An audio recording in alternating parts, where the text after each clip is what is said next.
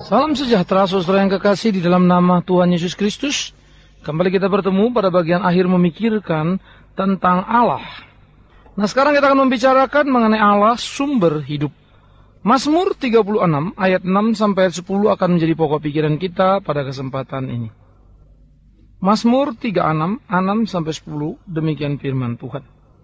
Ya Tuhan, kasih-Mu sampai ke langit, setia-Mu sampai ke awan. Keadilan-Mu adalah seperti gunung-gunung Allah. Hukum-Mu bagaikan samudra raya yang hebat. Manusia dan hewan Kau selamatkan ya Tuhan. Betapa berharganya kasih setia-Mu ya Allah. Anak-anak manusia berlindung dalam naungan sayap-Mu. Mereka mengenyangkan dirinya dengan lemak di rumah-Mu. Engkau memberi mereka minum dan sungai kesenangan-Mu. Sebab padamu ada sumber hayat. Di dalam terang-Mu kami terlihat terang. Saudara yang kekasih, bagian ini menjadi satu bagian yang sangat indah di dalam Mazmur. Bagaimana kasih setia Tuhan dinyatakan di dalam kehidupan orang-orang benar. Sehingga sama Mazmur melihat bahwa kasih Tuhan itu dikatakan sampai ke langit. Ini menjadi sangat menarik sekali. Istilah kasih Tuhan itu sampai ke langit adalah untuk menunjukkan betapa tidak terbatasnya kasih itu bagi orang-orang yang dikasihinya. Betapa kasih itu melintasi segala ukuran, unlimited. Tidak bisa dikurung, tidak bisa digambar, tidak bisa dilukis oleh apapun juga yang ada sebagai alat lukis dalam hidup. Tidak akan pernah mampu untuk melukiskan kasih Allah bagi orang-orang kepercayaannya. Dikatakannya setia sampai ke awan, juga untuk menunjukkan sebuah terobosan ketidakterbatasan daripada kesetiaan Tuhan. Alkitab berkata, sekalipun kita tidak setia, Ia akan tetap setia. Karena tidak mungkin Ia tidak setia. Ia tidak bisa tidak setia pada diri. Karena itu kesetiaan Tuhan juga dikatakan di dalam lukisan ini sampai ke awan. Sesuatu yang begitu luar biasa dikerjakan di tengah-tengah atau di dalam kehidupan anak manusia. Nah, saudara-saudara, di sini kita akan memikirkan terus bagaimana luar biasanya apa yang Tuhan kerjakan bagi orang yang percaya. Keadilannya dikatakan seperti gunung. Satu keadilan yang mengatasi apapun juga. Sebuah keadilan yang nyata, terlihat, dan tidak tersembunyi. Sebuah keadilan yang begitu sederhana untuk dipahami. Dan hukumnya dikatakan seperti samudra. Tidak bisa dipermainkan. Hukumnya seperti samudra, menguasai segalanya. Hukumnya seperti samudra, melebar menjangkau seluruh tepi yang ada. Nah, kalau begitu, kita melihat Tuhan itu adalah Tuhan yang penuh dengan cinta kasih. Tuhan yang penuh dengan kesetiaan, Tuhan yang penuh dengan keadilan, Tuhan yang memiliki hukum. Maka di sini saudara-saudara, sebetulnya di dalam kehidupan orang-orang percaya, ada sesuatu gairah yang begitu luar biasa di dalam hidup percaya dan mengandalkan Tuhan di dalam kehidupan kita. Tetapi mungkin kita seringkali berkata, mudah untuk mengatakan Tuhan itu penuh kasih, Ia Allah yang setia atau Allah yang adil atau Allah yang menegakkan hukum. Tetapi dalam kenyataannya kita mengalami kepahitan, mengalami kegetiran. Saudara, jangankan saudara, Habakuk saja pun sebagai seorang nabi, di dalam Habakuk pasal yang pertama berseru kebingungan terhadap realita hidup ini. Dia mengatakan, mengapa hukum datang terbalik, keadilan dijungkir balikkan ya Tuhan. Ia pun berteriak. Tetapi menarik dalam dialog itu justru Tuhan menjawab kepada Habakuk. Habakuk, engkau akan melihat hal tidak pernah terbayangkan. Engkau akan melihat hal-hal yang lebih mengerikan. Akhirnya di dalam dialog itu adalah gugatan Habakuk atau teriakan Habakuk bukan dijawab oleh Allah. Justru Allah mendemonstrasikan sesuatu kenyataan yang sangat menakutkan yang tidak terbayangkan. Tetapi yang menjadi luar biasa adalah di dalam bagian akhirnya Habakuk berkata, iya, sekalipun dikatakan gandum itu tidak panen, tidak ada jadi masalah. Sekalipun pohon badam tidak berbunga, tidak menjadi persoalan. Karena apa? Sekarang Habakuk bukan lagi melihat apa yang dilihat oleh mata telanjang ini, tetapi dia mulai melihat apa yang tidak terlihat oleh mata telanjang, yang bisa ditangkap, diterobos oleh iman yang dalam, oleh iman yang kuat, menemukan kesejatian bahwa Allah adalah Allah yang penuh cinta kasih, Allah yang setia, Allah yang adil, Allah yang menegakkan hukum. Saudara-saudara, Allah sumber hidup. Itu menjadi pokok pikiran kita, Allah sumber hidup. Yang seringkali kita salah pahami, Allah sumber hidup. Maka, jikalau apabila kita ingin mengenal Dia, kita tak dapat mengukur Dia dengan logika pikir atau apa yang dilihat oleh mata telanjang ini. Tetapi kita mesti melihat nun jauh ke dalam, menggali dan menemukan kesejatian dari Allah yang hidup itu. Karena memang dia sumber hidup sejati yang menghidupi kita, orang-orang yang percaya kepadanya. Oleh karena itu, saudara kekasih, sangat menarik sekali sebetulnya jikalau kita hidup menaruh pengharapan kita kepada Tuhan. Jikalau kita hidup dan meletakkan seluruh kehidupan kita di bawah kakinya. Mempercayakan diri, memasrahkan diri kita ke dalam pemeliharaannya adalah pada tempatnya. Oleh karena itulah seharusnya setiap orang percaya tak perlu gentar di dalam kehidupan ini, melainkan memainkan lakonnya, peran yang Tuhan percayakan kepada dia, sehingga dia sungguh-sungguh boleh mengalami kegairahan di dalam kehidupannya, kemenangan karena ketaatan. Karena orang-orang yang percaya kepada Tuhan tidak akan pernah ditinggalkan, maka mereka akan menemukan kesejatian dalam pengalaman yang indah, sehingga mereka akan berkata, tak menjadi penting judul hidupku sehat atau sakit, kaya atau miskin, karena bukan itu menjadi pemikiran. Tetapi kekuatan, keteguhan aku berpegang dan beriman kepada Dia, Allah yang hidup. Itu yang kurindukan. Berbahagialah kita jikalau Ia memberikan kita kesehatan. Berbahagialah kita jikalau Ia menitipkan harta. Tetapi bahagia itu tak akan pernah hilang seturut dengan hilangnya apa yang kita miliki. Tetapi kebahagiaan itu akan hilang ketika sumber hidup ya Allah itu, sumber hidup Tuhan itu, sumber hidup itu tidak lagi menghidupi hidup kita. Nah, itu malapetaka. Oleh karena itu, saudara yang kekasih, di dalam pergumulan yang kita hadapi di tengah-tengah kehidupan ini, mari kita menyorot dengan tajam seluruh kenyataan hidup. Sehingga jangan salah paham lalu menggugat, apalagi kemudian menjatuhkan vonis kepada Allah, bahwa Allah tidak memelihara kita, Allah tidak mau tahu persoalan kita, bahwa Allah tidak mau mendengar doa kita dan kita ada di dalam kesendirian. Nanti dulu.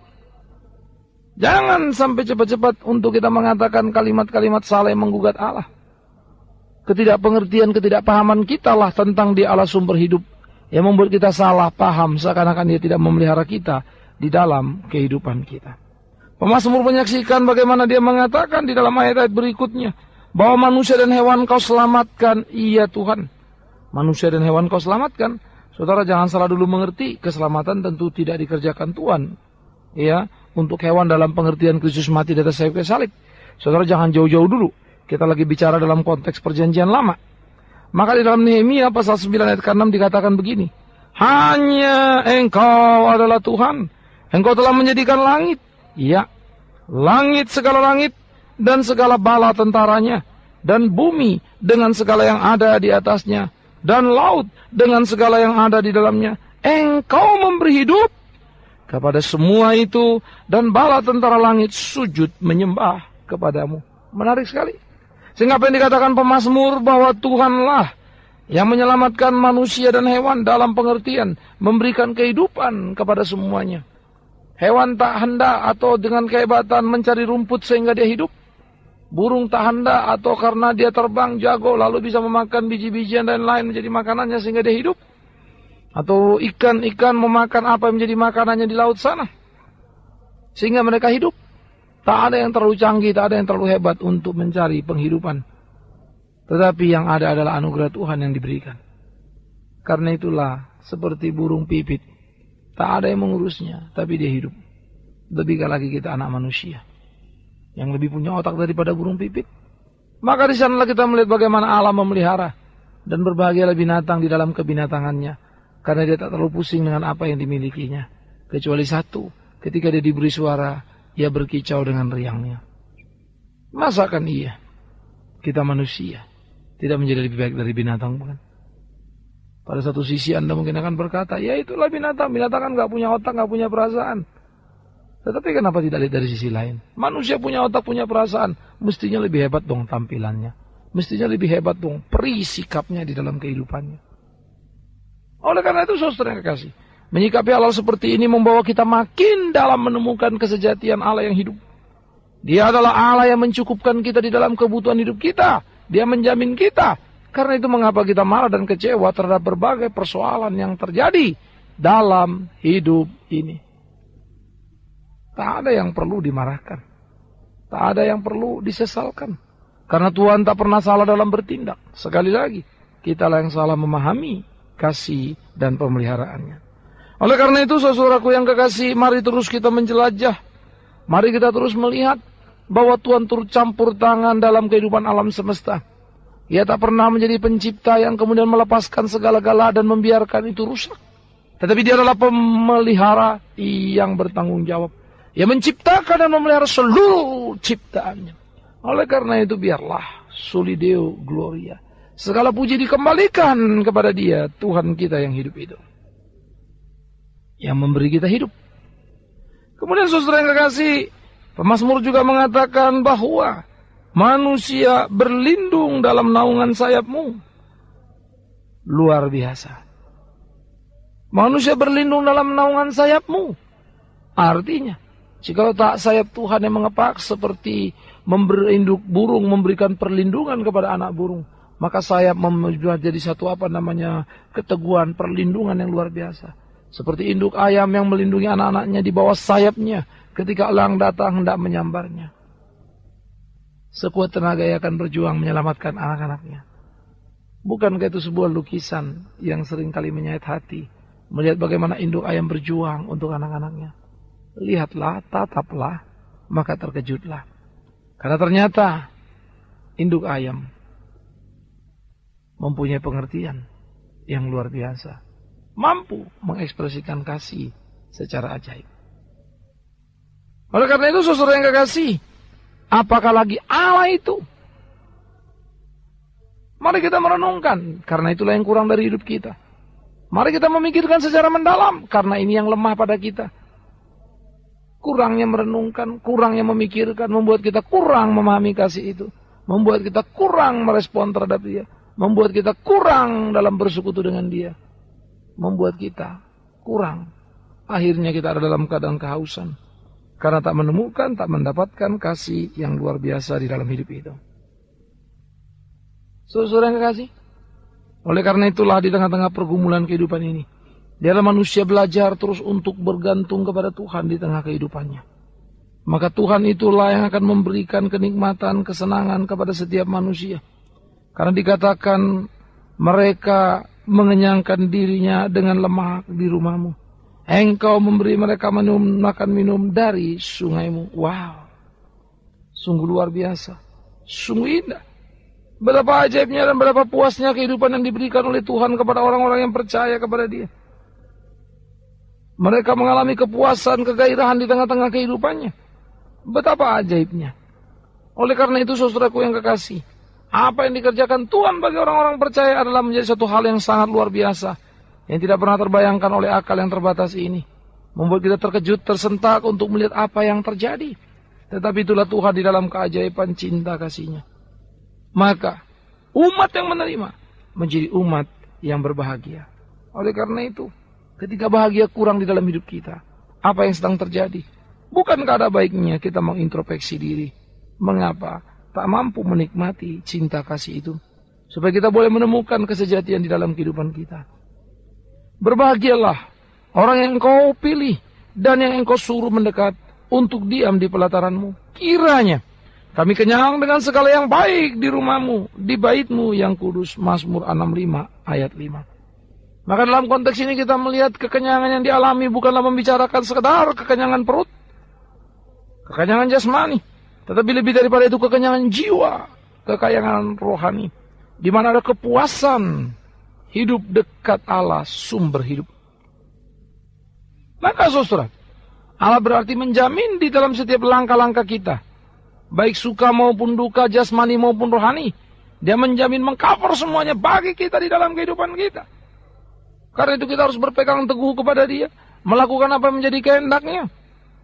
Jangan sampai terjebak kepada perangkap kelemahan yang membuat saudara menyerah kepada kehidupan. Jangan sampai terperangkap pada perangkap si iblis yang mengajar saudara menuduh dan menggugat seakan Tuhan tak memperdulikanmu lagi. Hati-hatilah. Tetapi bertarung dan berperanglah dalam kehidupan ini untuk menemukan kesejatian. Sehingga kita boleh tampil menjadi pemenang yang memuji dan memuliakan dia, Tuhan yang hidup. Saudara-saudara, ia adalah Tuhan yang mengenyangkan setiap umat kepunyaannya. Sehingga mereka boleh mengalami kepuasan di dalam hidupnya. Mengapa ia melakukan semua itu? Mengapa semua itu ada padanya? Maka pemazmur berkata, karena apa? Karena Engkaulah Tuhan, sumber hidup. Karena Engkaulah Tuhan yang memberi gairah kepada kami, sehingga kami memiliki kehidupan di dalam hidup kami. Karena Engkaulah Tuhan, dikatakan sumber hayat atau sumber hidup, yang mendorong, yang menguatkan, yang menggairahkan, yang menjamin setiap apa yang menjadi kebutuhan anak-anaknya. Dia sumber hidup. Di dalam terang mula kami melihat terang, artinya dia adalah terang dari segala terang. Maka di dalam Tuhan kita melihat masa depan yang menjadi jelas. Di dalam Tuhan kita melihat jalan keselamatan yang begitu tuntas. Di dalam Tuhan menjadi jelaslah apa makna kehidupan ini. Karena dia adalah terang yang sejati itu. Artinya masa depan menjadi sebuah pengharapan yang pasti bersama dengan dia. Oleh karena itu, jika dia sumber hayat yang bisa menjamin seluruh kehidupan manusia, apakah lagi alasan untuk tidak percaya kepada dia? Hari ini saudara sedang mendengarkan perenungan ini. Hari ini saudara sedang kecewa, marah kepada Tuhan untuk pokok-pokok doa yang tak terbalas. Hari ini saudara sedang linglung. Kalau Tuhan ada, kenapa anakku kena narkoba? Kalau Tuhan ada, kenapa sanak saudaraku bisa masuk dalam penjara? Kalau Tuhan ada, mengapa ada kesulitan? Kalau Tuhan ada, mengapa ada kepahitan? Kalau Tuhan ada, mengapa semua ini terjadi? Saudara marah? Saudara kecewa? Silakan lebarkan kasusnya apapun juga. Saya ingin mengatakan satu kata. Ia sumber hayat. Ia memberi hidup. Mengapa kau menggugat? Dia yang menjadikan kita, dia yang memelihara kita. Masakan dia tidak bisa memelihara kita, menjamin kita. Kitalah yang kurang paham bagaimana ia memelihara kita. Kitalah yang terburu nafsu untuk marah dan kecewa kepada dia. Tuhan yang hidup itu. Sungguh tak pada tempatnya, tetapi itulah yang terjadi. Itulah yang dilakukan oleh anak manusia yang marah dan kecewa kepada Allah yang hidup, yang menggugat Allah yang hidup, sehingga mereka melakukan hal-hal yang tak terpuji di dalam kehidupannya. Saudaraku yang kekasih, tak seharusnya kita hidup seperti itu. Tapi sudah seharusnya dan sudah pada tempatnya kita hidup memuji, memuliakan dia, Tuhan yang hidup. Karena dia adalah sumber hidup itu. Karena itu berjalanlah pada jalan dia. Berbagai kesulitan, kepahitan yang kau alami, jangan marah dan menjadi kecewa. Tetapi belajarlah menemukan Allah yang hidup, sumber hayat itu, di dalam kesulitan dan penderitaan yang ada. Belajarlah menemukan sumber hayat itu, justru dalam kehilangan yang sedang kau alami. Kepahitan, kegetiran, supaya kau boleh menemukan kesejatian hidup itu. Jangan lari. Jangan marah. Tapi sesalilah diri yang seringkali tak mampu untuk menangkap kebenaran yang sejati. Sesalilah diri yang seringkali salah memahami apa yang menjadi kehendak ilahi. Disitulah kita belajar untuk menemukan kesejatian di dalam hidup kita. Betapa Allah adalah sumber hidup. Oleh karena itu saudaraku yang kekasih, tak ada persoalan tanpa pintu keluar. Tak ada kesulitan, kepahitan, pergumulan tanpa pintu keluar. Karena Allah sumber hidup akan membukakan bagi kita di mana kita harusnya ada. Allah sumber hidup akan membukakan mata kita. Betapa ia memelihara kita. Allah sumber hidup akan memberikan pencerahan kepada kita, sehingga kita menemukan kesejatian di dalam hidup ini. Oleh karena itu saudaraku yang kekasih, Allah sumber hidup harusnya menjadi keyakinan teguh di dalam kehidupan kita. Seringkali sulit untuk menjangkau anak membahasakan apa yang kita inginkan. Tetapi Allah sumber hidup memberi kita kekuatan bijaksana. Yang menuntun membimbing kita menemukan kesejatian. Sulit untuk berkarir nyata di tengah-tengah pekerjaan, di mana begitu banyak trik yang ingin menjatuhkan. Pertikaian, perebutan yang cukup menakutkan. Mungkin bisa membuat kita kena imbas, menimbulkan masalah yang berat. Tetapi saya harus berkata kepada saudara, Allah sumber hidup. Karena itu apa yang pula kau takutkan dalam hidupmu. Tegaklah. Tataplah perjalanan ke depan yang masih panjang. Tuhan menyertai di dalam setiap langkah-langkah. Ia tak pernah meninggalkan kita. Tuhan sumber hidup. Maka kasih-Nya, kesetiaannya, keadilannya, hukumnya akan memprotek kita semua. Itu menjadi jaminan bagi kita di dalam kehidupan kita. Bukankah Alkitab berkata, kesetiaan-Mu ya Tuhan sampai ke langit.